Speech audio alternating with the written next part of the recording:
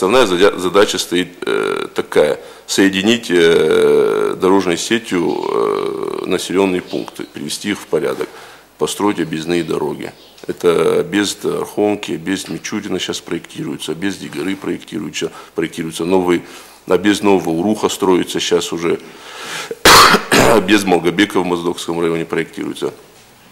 Основная задача такая, вот стратегия, пока соединить вот, населенные пункты и привести дороги нормативное состояние, а потом уже дальше заниматься дорогами муниципальными, то есть в районах, потому что считаю, что сперва надо привести в порядок те дороги, по которым транспортный поток большой, ну и про районные дороги тоже забывать нельзя, потому что с первого дня, как я приступил вот после назначения к своим обязанностям, вышел на работу, на второй день сам инициировал поездку, пригласил и заместителя председателя правительства, и члена общественной палаты, телевидения, и с главами района договорились и делали объезд. Состояние дорог, ну, что там скрывать, в ужасном состоянии, особенно по районам.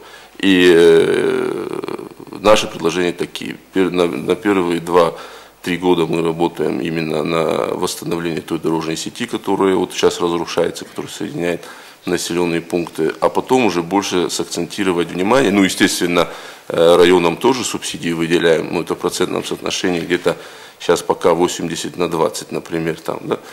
А потом мы хотим вот это поменять, когда уже приводим в порядок дорожную сеть основную, и если я говорю приводим в порядок, мы их дороги должны построить качественно, чтобы хотя бы 2 межремонтных срока они выдержали.